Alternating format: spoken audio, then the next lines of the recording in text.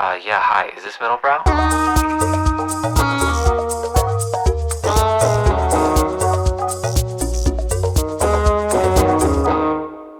What's going on, everyone? Welcome to the Middlebrow podcast. I am one of your co-hosts, Brian Park. I'm Dan Rosen. I'm working on my diction.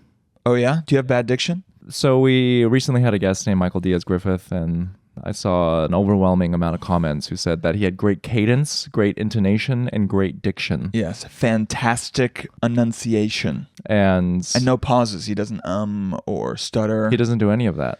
Yeah. And I do a lot of that. Because we don't know I what we're swallow talking my about. words, too. It's a lot of yeah. And what does that say about you?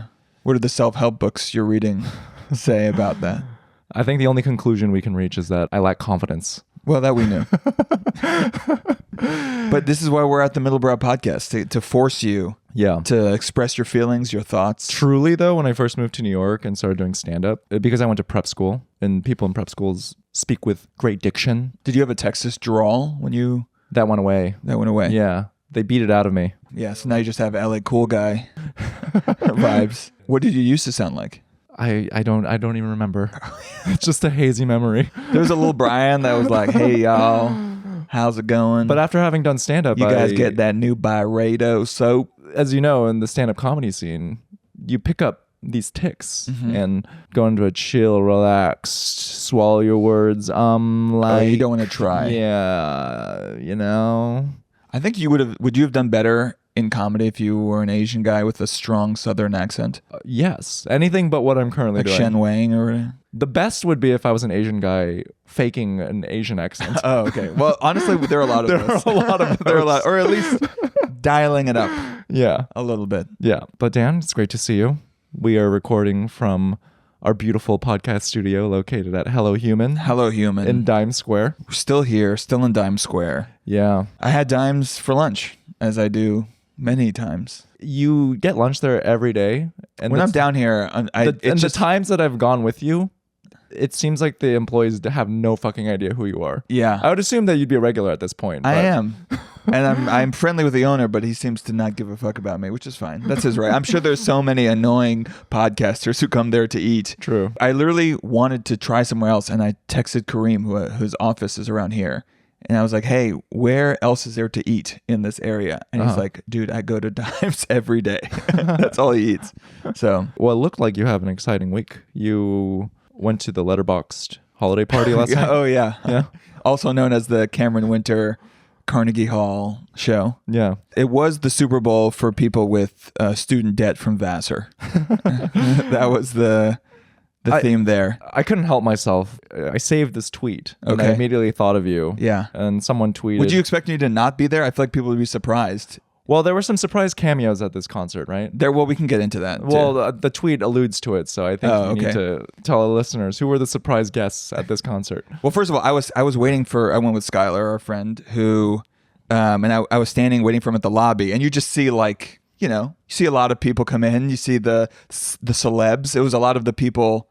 A lot of people who have been on this podcast were there. Okay. Ran into Nolita Dirtbag. Okay. Zoe Dubno was there. And then I stood in the corner, and then I ran into all these open mic, like Sam Evans, X1, like all these old people. Funny. I think I could have stood at the corner at the end and just like every person. It would have been something from from the end of Jay Kelly, where just all the people in your life show up at the end, and you're like, we just experienced something transcendent. And normally when you say celebs, it's like, oh my God, I loved you in this feature film. Yeah. But these kinds of celebs are like, loved your Substack post from this week. No, there was Lucas Hedges walked in.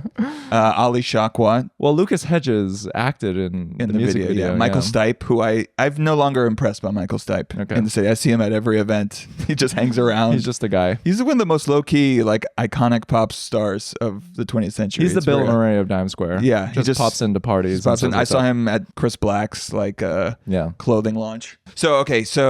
Well, during the show, I was like looking around and they're like, oh, they're gonna be filming, and then I looked to my left and because I was kind of close to the side, and I was like, oh, these are Panavision cameras. We're like, okay, damn, Cameron Winter, you're going your film. We're doing it on film, and then kind of in the middle of the show, a camera guy, like two guys, like rush a camera right to Cameron Winter's face. And it's almost like touching his face. And one of them walks away, and I'm like, oh, that's Paul Thomas Anderson. Okay. And then I'm like, oh, okay, this makes sense. Like this is the whole thing. This is the whole thing, which Paul Thomas Anderson tapped in. Dijon was in One Battle After Another. Yeah. He does Haim music videos. So he's anointed Cameron Winter as the next dude. Okay. And so then PTA was there. Today you saw, I think Benny Safdie was like, controlling some of the cameras. So this was a real event. All right, you're excited to read your tweet about this. Yeah. This is from a Twitter account called Geese Posting. Okay. Word is PTA and Ben Safdie are at the Cameron show at Carnegie Hall right now. PTA is filming. Big news for annoying people. Yeah. Oh, if you don't think I turned to, I was like, that was PTA. Yeah, that's exactly me. I am excited by this. I think every single person who was at Cameron Winter also went to see One Battle After Another in 70mm. So it's going to be full cycle. Was it a good show though? It was unbelievable. Unbelievable. It was pretty transcendent. I feel shut the. I feel like it will be. Yeah, no. It will be a show that people talk about for years to come. Hometown hero. He's had an insane year. Like this album came out a year ago in December 2024, and he's exploded as a I am looking forward to 6 singer-songwriter. months from now to prove how wrong you are about this. Oh take no, right this now. is going to be. It's going to be in 20 years. People are going to look back at my the God. footage like it's the last waltz, dude. Wow. It was just. What a coincidence. This Dan. kid has the Listeners, juice. This kid has the juice. What do you want from me? Listeners, Okay. are you hearing this? Coincidentally, Dan happened to be at the show that is going to be the most talked about show of our generation. I didn't realize. This guy was like, "Oh, let's go have tickets," and then someone else said, "Like, oh, resale was $1,000." Wow. Yeah, and I was like, "Well, I would have done that." Would you have sold your ticket if you found out that resale was $1,000? I just started listening to Geese 2 days ago. I could not care less about Cameron Winter. Wow, you I don't like his Geese? music. You don't like Geese? I'm rocking the moon. That's his solos. Yeah, Love Takes Miles. Yeah. That's instant classic. And it's coming from this emotional 22-year-old. He's channeling something beyond himself. He has this weird Van Morrison frog voice that's somehow unbelievable. I'm meeting you where you're at right now. Notice how I am taking you in. My shoulders are turned towards you. I think you don't like it. You mocked me. You immediately came in with a tweet to call me annoying. Look, I'm just going to point out that you don't seem to meet me where I'm at when I talk about K-pop with the same fervor. You don't like K-pop. He's 23. He's 22. He's 22. Yeah, and he made this album when he was 21, singing about, love and loss and death and God. Yeah. Which is pretty insane that you're able to take him seriously. Leading up to this episode, I looked into him with a more journalistic lens. Okay, because you wanted to hate. No, I didn't want to hate.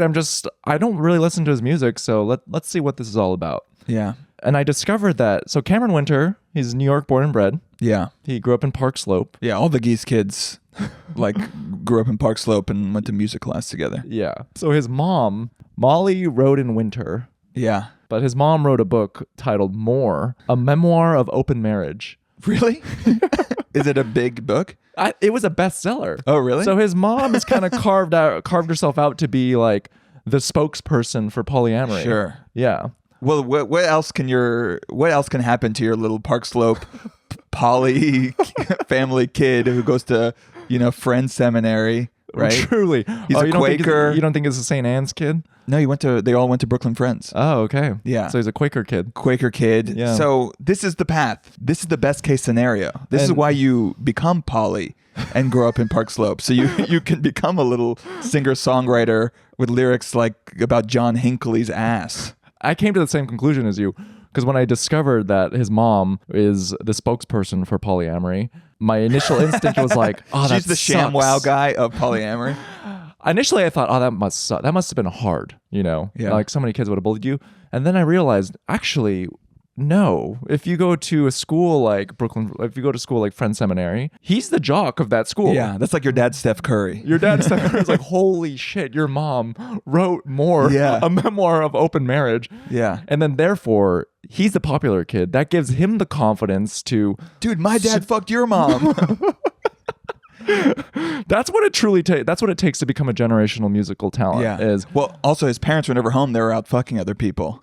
So he has a lot of time to just mess around on all the equipment at home, We should have him on the podcast. I would love to have him on the Ask podcast. him about it. Cameron Winter? I don't know what to say. Like, it is weird to listen to a 22-year-old and me as an old, almost 35-year-old man. I think he's sometimes every once in a while someone is tapped in. Yeah. They're gifted. He's connected to something. I mean, like Dylan was 21, 22 when he all those famous performances that we see, and we view it now as like, oh my God, they're so wise. But it was weird looking back at someone singing like Blowing in the Wind and the times they were changing, and they're like a child. Yeah, well, look at us. That doesn't happen in stand-up, really. We're too neurotic. We're not just free. But I think you can do it in music because you can just say nonsense and people think it's deep. It's to your advantage. Yeah. You gotta have some mystery. Mystery is coming back in 2026. Too many artists are making Substacks. Oh yeah, Charlie XCX. Revealing too much. God. Just really tarnishes the mystique. Why is she writing a Substack? I don't know. But I saw something that Jacob Elordi said recently. Someone asked about AI. He said, I can't think of anything more uninteresting than AI. I just want to go to the beach and kiss someone and be sunburned. Truly, you need to be an actor to say something like that because not much is going on up there. No, not a lot of brain cells rubbing together. And that's beautiful. It's a beautiful thing. Yeah, that's how I was able to play Frankenstein, a barely cognizant creature. But Cameron Winter, is he like a deeply in touch? Do you remember that article in the New York Times about those kids who like weren't using cell phones anymore? The Luddite kids. Yeah, the Luddite kids. Yeah. He feels like one of those kids. Like he must have been friends with those like Wes Anderson ass children. And honestly, when he was just playing music, like he was just playing on the piano, just him like crooning. It's like, oh, this would be a needle drop in Rushmore. And he as a character would be one of those J.D. Salinger precocious ass, deeply feeling children. Now, when we have adults. Cameron Winter on this adults. podcast, you better tell him that's... I'll say that right to his face. You gotta say that to his face. Because I'm sure he would be thrilled. Yeah. You, Dan, at the Carnegie Hall show. Oh, I could see this in a Wes Anderson film. That's it. Listen, they have Cat Stevens in those movies. It's a compliment. It's a beautiful thing. Yeah. I've been arting hard. Are you going to listen to Cameron Winter now? I've been listening to a lot of Geese. I like it. Okay. Yeah. So while you were at the Cameron Winter show, I went to an experimental animation screening series at the Museum of Moving Image. I feel like we've swapped hosted places. by iWorks. iWorks? Yeah. We've switched places. You're doing just the weird underground shit. I'm doing a lot of the weird underground shit. Was it good? These experimental animation? Oh my God, dude. It was so good. Were you high? Did you do drugs? I wasn't before? high. I was sober. You just raw dogged. So non-narrative experimental animation. It was so good. I must say I'm not up to my experimental animation game. Are you into animation mainstream? Like South Park? Sure. Yeah. Bob's Burgers? No, I went in quite skeptical. Okay. Why'd you go to this? My girlfriend had got us tickets. Okay. So my girlfriend is into this. And I was like, fine, I'll go. I'll be a supportive boyfriend. I'll go. I was blown away. Yeah. This is real art. Is it all hand-drawn? No AI? A lot of hand-drawn, but there was a lot of mixed media that was really, really, really cool. I was Which venue was the venue? It was at the Museum of Moving Image in Queens. And this was an experimental animation series hosted by iWorks. And, I'm not into animation, really. I often derided it because I just felt like people got into it mainly out of budgetary constraints. You don't respect it as an art form? I didn't, really. Wow. It just felt juvenile. I was like, cartoons. What about like hentai? There's a time and a place for that. Okay. Is that for kids too? That's for kids, you're saying? Only kids. Do you watch hentai? No. Why are you grilling me about it? I draw it. I do it for others, but I don't view it. Do you remember Adam Rothstein had that joke? No, what was the joke? About how I'm into amateur porn, and I'm into anime porn, and I'm into amateur anime porn, which is just really poorly drawn. I don't get it. That's it. That was the joke. I'm sure Adam Rothstein will love that you are referencing this open mic joke that he told. It's that he probably doesn't even stand by. I feel like you always remember other people's jokes better than they do. Like you'll sometimes remember jokes that I did. I totally forgot about that. I remember that one of the first packets that I sent to SNL had a sketch about hentai where, it was like shot like Chef's Table. But then the reveal is that it's some hentai artist or something. Yeah, I didn't get hired.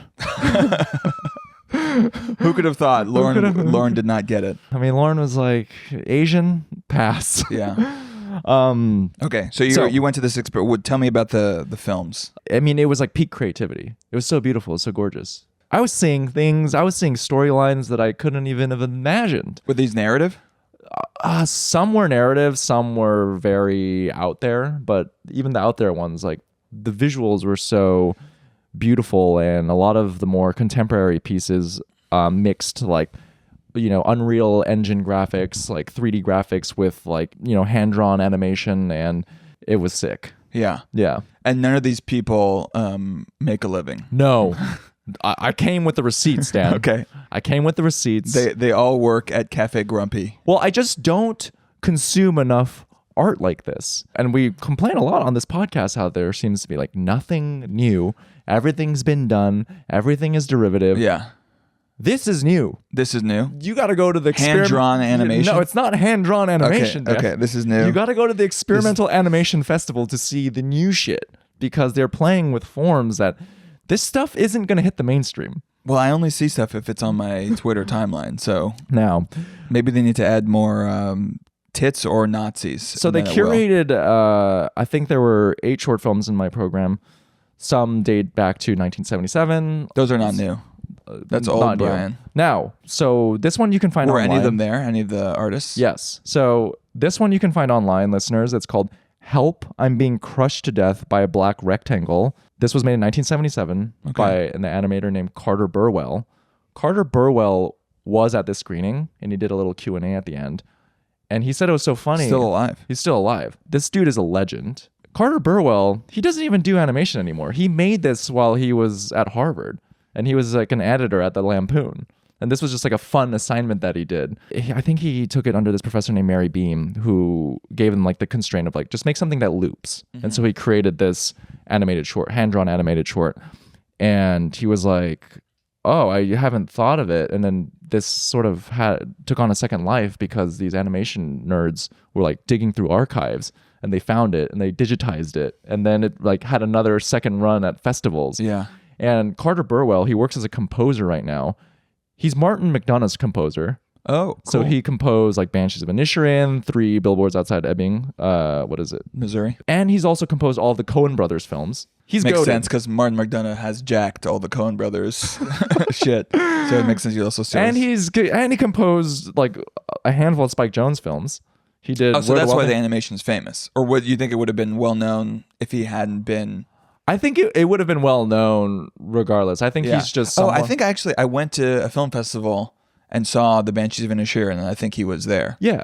So like he is guy. just a prime example of, if you're smart and you're talented, you can kind of do anything. Don't you hate that when people are good at multiple things? You're like, oh, I actually abandoned a whole career as an animator, and I'm just I'm just a goated Oscar-nominated composer.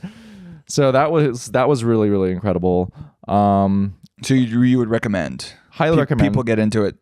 I am embarrassed. It really is an area that I know nothing about. Dude, I know nothing about it. And these other shorts that stood out to me, one was called The Graffiti by Rio Oricasa, and then Luna Rosa by this guy named Preet Parn, who supposedly is like a legend in the space. 32-minute long video, and it's just so weird in the most delightful way. Like it's like computer graphics, but the characters like move in such an unusual off-kilter way. Okay. You know, my dumb pedestrian brain is like, oh, this kind of reminds me of Skibbity Toilet. But like, got it. I love like bad 3D animations, but I love that they lean into it. It's like you can tell, like from the artist's perspective, that this is a conscious choice. Yeah. And I wish they would make like full like Disney films or Pixar films with more exciting animations. I feel like they all look the same cutesy way now, and they don't do hand drawn. Like, what was that movie about the cat that looked pretty good? It's a Pixar film? Something with an F. No, it was like a foreign film. Flow. Yeah. Yes. Like that actually looked really, really beautiful. Or there's that Van Gogh movie where they hand painted every single frame. Yeah. Like I feel like those are exciting, but the Pixar stuff just looks. Every Pixar movie looks exactly kind of the same kind of style. Yeah. And it's a bit, I don't know. I mean, maybe kids fucking love it. They all ran to Zootopia, so what am I? But I wonder if we should maybe give those poor animators a shot so they wouldn't have to slum it composing movies for Martin McDonagh. you see that Disney invested $1 billion in OpenAI? Oh yeah, and that's why they're giving the Sora characters, so I can make they're anything. Giving all the Disney IP to Sora. Great. And then they're going to stream the Sora made animated shorts on the Disney Plus platform. Okay. Yeah. So that does that mean I can, turn Mulan into a Klansman if I want? I don't know. You should try it out. What are the rules? Well, it makes sense that Disney wants other people to make their content for them because they've run out of ideas, it seems. So they're like, all right, we're done. Why don't we just open the floodgates? Just when we thought that Let tech Minnie bros Mouse. couldn't be more insufferable, they're only going to get so much more annoying because now they're going to feel emboldened and actually believe in their own creativity. Yeah, you're going to have some LinkedIn ass dude just being like, this is what we've all been waiting for. Now the people are free to create their content and unleash their creativity. Cost is not the prohibitive factor anymore. It's all about true creativity. Yeah. It is odd that people really consider themselves artists by pressing a button. But just like Charlie XX, everyone wants to be an artist. Everyone wants to be a poster. The artists want to be the mainstream artists want to be posters, and then the posters want to be mainstream artists. Yeah. This is sort of the dynamic that's happening. There is something here. sad that no matter how successful you are, like you still somehow have to be good at internet. No, like not Charlie if you're- XCX wants to be, she's a huge pop star, but she also now has to have a Substack where she's doing it. Elon Musk, Mark Andreessen, these are incredibly powerful people who run the world, but they're like, also, I want to be good at Twitter. I want to be good at internet. Yeah, that's I'm trying really to where become bad at that's internet. really where the juice is being good at internet. I'm off the internet, Dan. Oh yeah, That's why I went to the experimental animated film festival. yeah. I went to You trying to unplug? Like truly. the Luddite kids? See, you going to Cameron Winter show. That's Twitter. No, that's not Twitter. That is Apex. You were at Apex Twitter, Apex It's IG just stories. man and a piano in Carnegie Hall connecting with humanity. That's not Twitter, bro. I went to a play this past week, off-Broadway play. Yeah, congratulations. Really amazing. Which one? So You've been arting hard. I've been arting hard. Yeah. Are Are you trying to fill some hole? No. So What are you seeking? So I met the playwright at a dinner party that was hosted by former guest Ruby Tello, Lover of the pod. lover of the pod. I went to a play titled Seconds, Minutes, Hours by Georgika Pettis, presented by Francis Irv Gallery. It was in a gallery. No, it wasn't in a gallery. It was in a theater space near Flatiron. Okay. When you told me it was a gallery, I was like, oof, I've been to some rough plays in the gallery. But it was, so the premise of the play is you have a boy and a girl who it's the morning after and they're still in bed, but they haven't fully woken up. You're in your own head and you're thinking about the night before and like, what's the other person thinking? So those are just body actors, but then there's two actors, Georgika, the playwright, being one of them, where they're the mind. And so they are like speaking out monologues. They're the mind? I don't know Yeah. what that So there's means. like body and mind. Oh, okay. So like, let's say that we're the dude, like you're in bed, but like I'm your mind. Oh, they're saying the thoughts. Yeah. So they're like monologuing the thoughts. Okay. That's And it plays with a form and it's really contained story. Loved it. I want to see more of that kind of stuff. I want to see more experimental animation. I'm trying to go to more off-Broadway plays. cool. Yeah. I'm getting inspired. Dan. You're inspired to Yeah. put our... I'm doing the artist's way. That's the big reveal. You're inspired to put our podcast on Patreon? What is the inspiration that this will induce? By having this commercial exchange happen, that will then allow us to invest in the podcast to create more experimental forms and more art. To dial up the artistry of this podcast. Usually when my friends start going to see a psychotic amount of art and culture, I'm like, something is wrong. You're seeking something. There's a hole. And so I just want to make sure, I want to check in that you're okay, that you're feeling good. No, I think because if you post a lot and you're doing all these brand deals and these brand dinners, it doesn't fulfill you. You know, a lot of people are fulfilled Soul with is malnourished. one Dan. brand deal to the one brand dinner to the next. Oh my!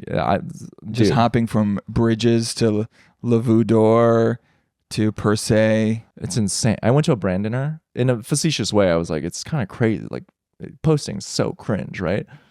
In unison, the two other people are like, what are you talking about? No, it's not. I'm like, wait, what? Like, no, I think it's cool.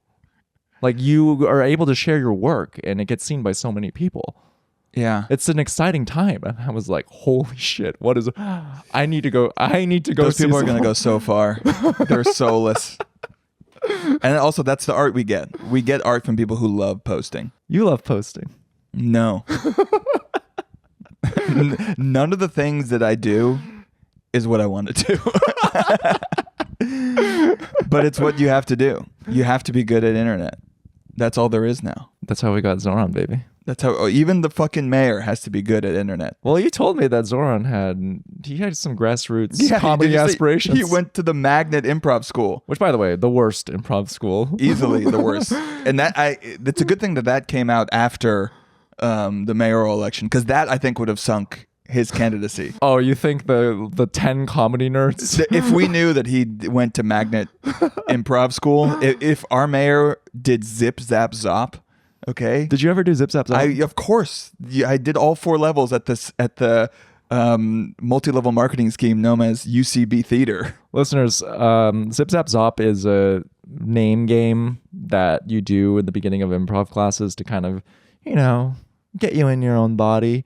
And you have to accompany the sound zip, zap, or zop with a motion or with a movement. Yeah. And you kind of go around in a circle. But maybe that's why he's been so great, and he's quick on his feet. He is truly like us, though. Yeah, he tried. At one point, he waited in line at UCB shows. And he went to ASCAP. That's what I did in high school. And he had the dream of, wow, I really want to be an improviser on the Sunday show at ASCAP. Yeah. Like, this is what I want. Yeah. Failed improviser turned mayor of New York. I love him even more. It's true. It is, I guess, impressive. What are we doing? We're doing a podcast. We're actually idiots. We're still what are you talking about? We're still trying to be creative. I think a podcast is amazing. We should have gone into politics a long time ago. No, this is what we're doing is incredible, Dan. He hacked the space. He realized that actually there were not enough, weird little theater kids in politics, and he snuck in. We're competing in the wrong arena. We got a 0-1 this, Brian. So anyways, I'm still on my art journey. Yeah, what's on the docket this week? Jesus Christ. You going to the opera? Well, I saw that you put here, Emrata did a UAE ad. Oh, yeah, we had to talk about that. We have to... God, the Gulf states and their bag, they really just get everyone to bend the knee. It's impressive. Yeah, Dakota, you sent me a video of Dakota Johnson at the Red Sea Film Festival. Yeah. After 24 hours in Saudi Arabia, said that her love for cinema is renewed. Yeah. The Emrat did an ad for Abu Dhabi, which is in the UAE. It was literally currently funding the genocide in Sudan. Like, not even questionably funding the RAF, which just last week killed 60,000 people and have displaced millions. And she's like, come. She's like looking sexy in her hair covering. No, but she's hot girls for Zoran, though. Hot girls for Zoran, yeah. Okay. Hot girls vote for Zoran and do apologia? I don't know. Okay. Hot girls, I just learned that I've been mispronouncing vehement 2 days ago. Have you been pronouncing it? I've been pronouncing it as vehement. It's not fair. So, yeah. People are mean to you. You got to run words past me, Brian. Just text me. I think if you make a social media post that you're hot girls for Zoran, you can do one. You can do an Abu Dhabi. Being a hot socialist, like feminist thinker. I'm excited to now never have to think about her again. It's just great permission. I can read her off. Oh, you're an insane hypocrite. Do you think the UAE government read her book? Her body? Yeah. My body? My body. Yeah. Yeah. Do you think they read it? Well, we really hate how you are so judged and mislabeled and assumed that you are not a thinking human being because of your attractiveness. They'd probably love the blurred lines video in the Emirates. What is he still a Robin Thicke? I think he got me too'd. You got me too'd. Okay. Or something. I mean, that video is one big me too. They all were like, we're doing a me too here and we're going to film it and it's going to become a hit. There were 2 nude women. There was Emrata and then there was the other one. Suck to be the one. What happened to the other one? Forgotten. This would be VH1 Behind the Music 20 years ago. What happened to the other one? I tell you what, she's not doing tourist ads for the UAE, so she can at least sleep well at night. She can sleep well at night. Dan, I saw this New York Times op doc. Did you go to some underground theater to watch this, or did you watch it on YouTube? I watched it on YouTube. Okay. I promise you that our listeners will have already seen it. I'm surprised that you haven't seen this. It's going to get recommended immediately before this. So this is a doc titled Only the Lonely by Violet Du Feng. Okay. And it's a doc about how to find a date in China where there are over 30 million extra men. Damn. As a side effect of the one-child policy. It's a whole nation of too many dicks on the dance floor. Too many dicks on the dance floor. That's a lot of dudes. It's sad. This is a sad dog. They gotta go. You gotta hope that there's like another country that has too many chicks, and then we could match them up. So they follow this delivery driver in China, and he's never been in a relationship, and he talks about how it's difficult dating in China, and he goes to like a relationship coach. Who could have predicted that this attempting eugenics would not work out? I think a lot of people will watch the doc, and if you look at the comments, they are focusing on the relationship coach because the advice he's giving is just really misaligned. It's like, you need to have these aesthetic photos and lie about who you really are in order to attract like a woman. And at some point he sends them out into this public square to just cold approach women. Yeah. Where just ask them for their WeChat, like unprompted. Okay. Oh, like Mystery. Remember that guy? Yeah. This is just such a sad, sobering look on just what dating is like in China, especially if you come from a lower income bracket. And one thing that I really admired about, so the protagonist, like, it's just a total radical acceptance of his reality. The lead of this documentary is like, this sucks, I'm lonely, but I just suppress it. But he can literally blame the government. Like, it's 100%. In this actual case, it is definitely someone else's fault. It's the Chinese government's one-child policy. Yeah, but, you know, he's trying to scrape by, and that's why he works really long hours as a delivery driver, and he wants to find love. And it's just really, it fucking sucks, and it's really sad. And he doesn't blame anyone. He's just like, I want to find love. Yeah. And I don't make enough money, and it's hard. Brutal. And it's literally not possible. Like, mathematically, it sucks. The odds are against you. It's brutal. So you hear that, everyone, on struggling with their Hinge dates? You got it easy. Stop complaining. You could be at a 30 million deficit. Maybe that's why AI, they're going to like crush us in AI because they actually desperately need it for companionship for all the sad, lonely men. Like, they're going to come up with the best fucking partner AI possible. It's already here. They're already going to crush us. I want to give a shout out to my friend Min Tran, who wrote this great Substack piece that got some shine by J. Caspian Kang. Wow. And Min, that's how you know, astutely observed that China maxing has really crept into the mainstream. What does that mean? Even on an ironic level, people have kind of embraced China because it's this like looming entity that is going to take over. So people are... But it sounds like they're about to collapse also. They're like both about to take over, and they're like structurally unsound. But you've seen the videos of like, if you want to see skyscrapers in the sky and these like sky cities like Chongqing, and there's a lot of content. I've seen the Chinese propaganda videos. Yeah, there's a lot cities. of content that is like painting it in like a favorable light, you know? To be fair, I did watch Marquis, the tech reviewer guy. He reviewed like a crazy electric car from China that I think is not legal here, or we make all the Chinese. Is it an amphibious car? It's not amphibious. Yeah. It looked like a car that should cost $80,000, but it really cost $40,000, and it was insane. It was made by one of the main smartphone companies in China, so it integrates seamlessly. It's just insane. Yeah, it's an insane vehicle. Then it was autonomous driving in the US, even though it was able to do it. Right, and it's like a fraction of the cost. And they're Buy Your Dreams, right? That's their other huge company that already is BYD. BYD. Yeah, they're all crazy ahead of Tesla anywhere. We just are competing by making them illegal. It's entered the mainstream. I mean, even Victor Wembanyama, like Min pointed out how he had suffered this injury, but then for rehab, he went to China, did Tai Chi and Eastern medicine, and then he like came back a beast. Sure. Yeah. You used to go to Germany. That's where like Kobe would go because they had all this crazy HGH shit that was illegal here, where they like spin platelets. Yeah. And now they go to China. I feel like they've always had a loose medical ethics. Speaking of loose medical ethics. Yeah. Let's keep Oliver going. Sacks. Oh yeah. Did you ever read this? I feel like I always would read his like New Yorker stuff, but I never read any of his books. Oh my god. But he's a fraud. Okay, so for our listeners, Oliver Sacks, he's a pop neurologist, essentially. Yeah. He walked so Malcolm Gladwell could very well do his thing. Also like a very well-spoken British guy. Yeah. Very charming. But he wrote this book titled The Man Who Mistook His Wife for a Hat. That's the book that I was assigned in high school. Yeah.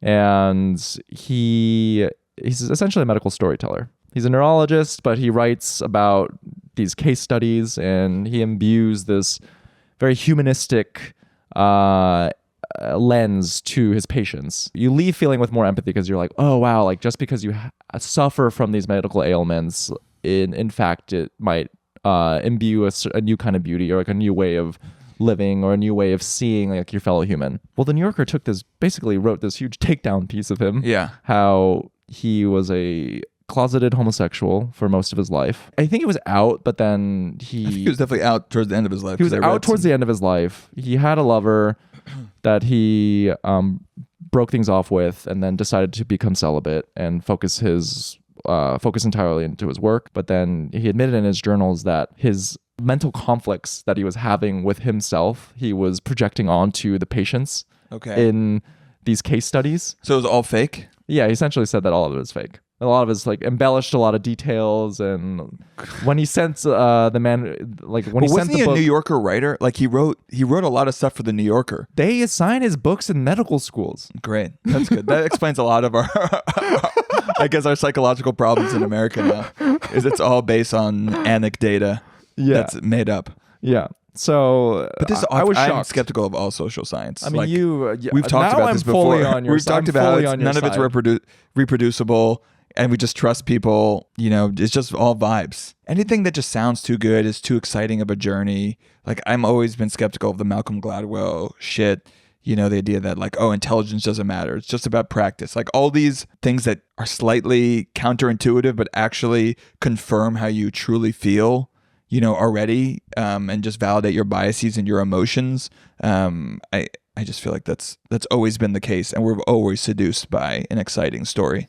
James Frey, A Million Little Pieces. Remember that guy? I felt like he got pressure from his publishers to market it as nonfiction because it makes it more compelling. Maybe, yeah. But he still like went on Oprah and paraded it as being true.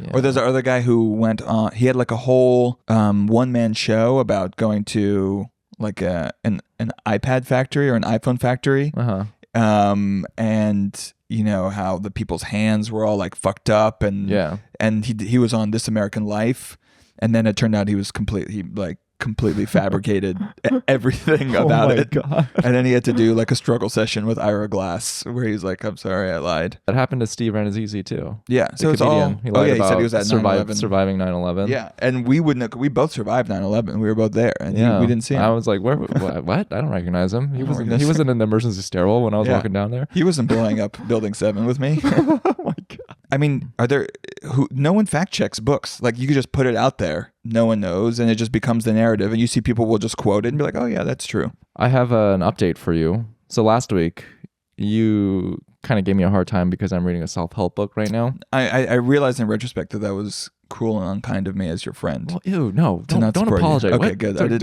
Ew. Okay. Dan, don't do that. I didn't mean it. I didn't. No. The listeners, and I don't want that from you. Okay, good. Yeah. Okay. No, I still think you're you're gonna like this update. Okay, you threw them all out because you're not a little bitch. So the night that we recorded, the next I read another chapter of the book. Yeah. The fucking author quoted Whitney Cummings. Oh no. Idiot. No. He quoted Whitney Cummings as in like, if you have haters, like they don't matter. They're projecting onto you. No, you can never take this person's advice. Why? Whitney? What? Whitney Cummings? Yeah. It's like if your therapist asks you if you heard about Matt Rife, and you'd be like, no. New therapist.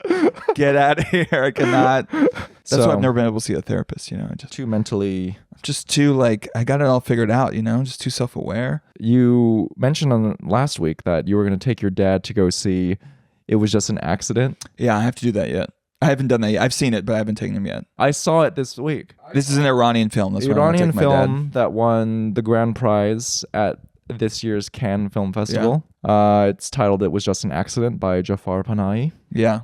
Like a real artist. Like a real badass. True badass artist. Like every other person who claims to be in the trenches or speaking truth to power because they made a tweet against Trump. Like this dude has gone to jail for years. So this is the only film of his that I've seen. Yeah. all of his films kind of have the same theme of criticizing the Iranian government. Definitely and he his goes to prison last few have been, and he's made films under house arrest. This one he made entirely in secret. Like usually you need permits, and I was watching it. And I saw it was filmed. It was funded by Luxembourg.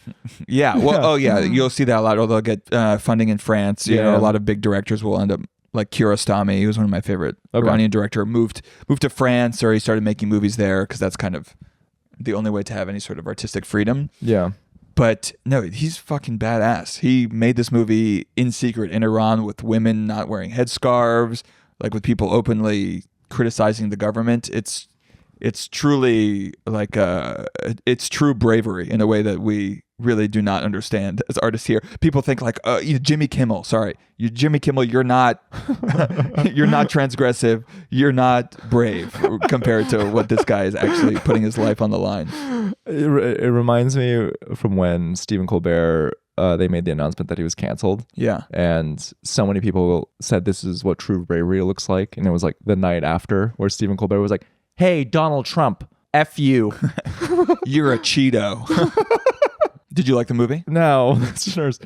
Dan, you rave reviews for this filmmaker. Yes. True bravery. I told Dan that I saw this, and I'm going to read my text to him. Holy shit, I'm still shaking. So good. And Dan responded with, kind of lost me in the third act. Yeah. Before you go into it, let me just describe. So it was just an accident. This isn't a spoiler. It's in the trailer. Basically, if you were a political prisoner and if you come face to face with the guy who you think tortured you, yeah, what would you do? What would you do? That's the premise. That's the premise of it. What would you do? Yeah. You know, do you enact revenge? Is there a point to doing that?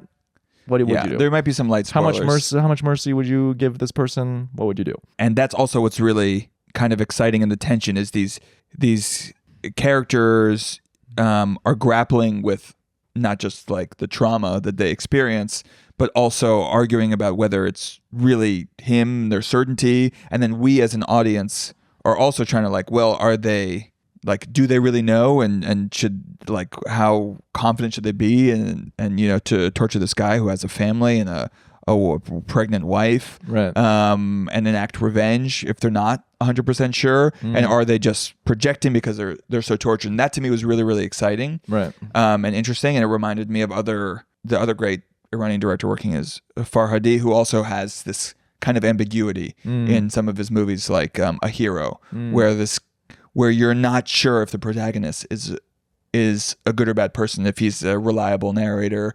People accuse him of things, and you're never really sure. And the movie kind of forces you to struggle with your own ethics and how this person should be treated, whether or not he did or did not do these things. Right. So the last third just felt like someone really deservedly so, maybe getting out their anger at the Iranian regime, but it was so like, I don't know, it was almost like too literal, too direct in the way that it lost me. It lost almost the art. It just became like someone yelling at me their political opinions. Interesting. Even though they're correct, you know? Yeah. I love that. Do you see what I mean, though?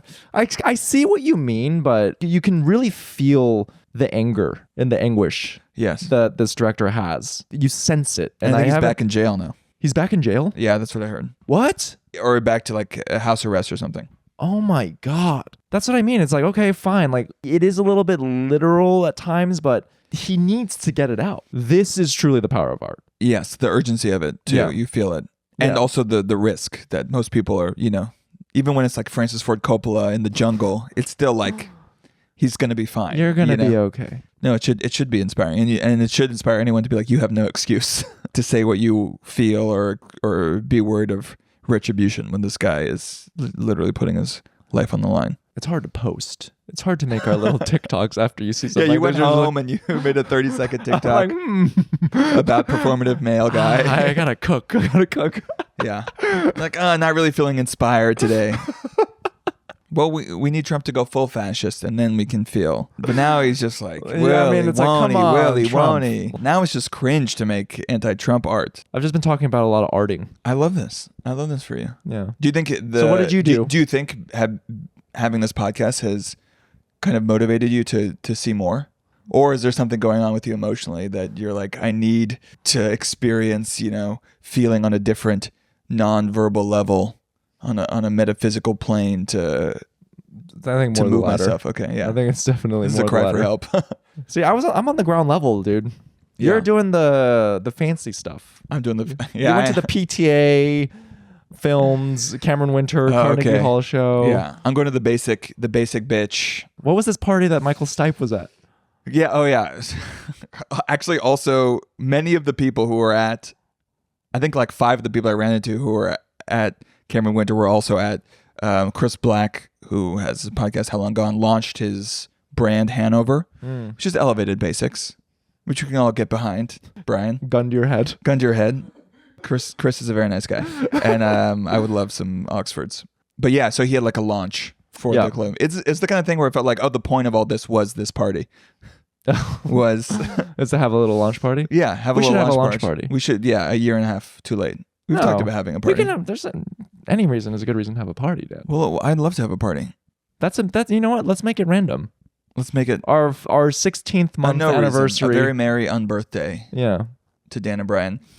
But it was cool. Yeah, I mean, a lot of friends of the pod were there.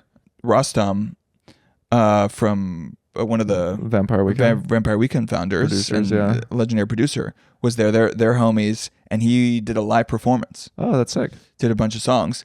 I have never felt more bad for someone. Rostam? Because he's so talented. Dance monkey? No. He's so talented. It was an amazing show, but it was so loud, and no one shut the fuck up. And so you have this like Grammy. People are talking? Yeah. Oh, yeah. It was like it was just the no acoustics, one was paying attention.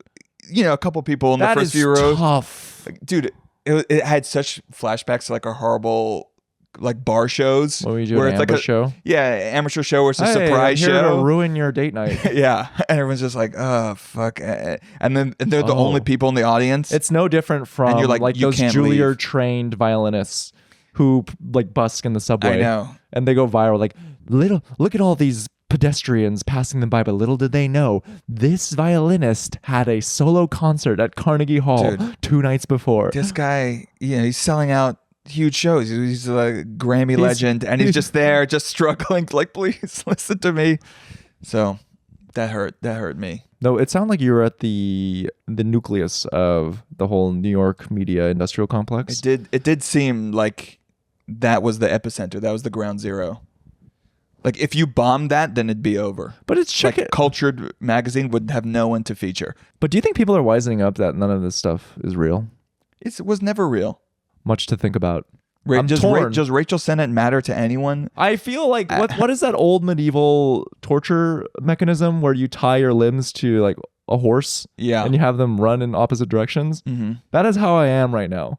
There's the side of me who is... Sometimes, do you ever have like a really stiff back and you're like, that kind of feels good? Like that probably feels great for like 1 second. It feels like the best stretch you've ever had. Just before your limbs are torn apart, you're like, oh. Post guillotined? Post guillotine. Just for like a millisecond. You're like, holy shit. I had the worst Wow. It's like a head high, like after you do some nitrous, you're like, wow. Yeah. So much oxygen going to my brain right now. Recommend. There's a side of me that really wants to Mr. Beast this shit. Yeah, that's your parents. I read a quote. In order to succeed, be first, be smarter, or cheat. Choose one of the 3. America's about cheating. You gotta fake it. I'm just throwing that out there, Dan. Yeah, you gotta fake it till you Substack. But then there's the other side of the horse-drawn carriage is... I'm a respected design critic. Why? I don't need a post online. I just need to create art for art's sake. Yeah. Who knows? Maybe I'll make something that'll get unearthed by some Wesleyan student in some archive in their library. Yeah. Yeah, maybe you'll go to a retrospective in 50 years and they're showing your Instagram reels. Yeah. And you're like, this guy who's one of the most successful hand models that ever lived? He actually used to make Instagram reels. Wow. I've done hand modeling before. You have beautiful hands. Thank you. All right. I think that's a podcast. That's a podcast. Yeah. If you made it this far, listeners, thank you for your support. Subscribe on YouTube. Mm-hmm. Leave a comment. Big things coming in the new year. I need help. Goodbye. Bye. Okay, that was Middlebrow.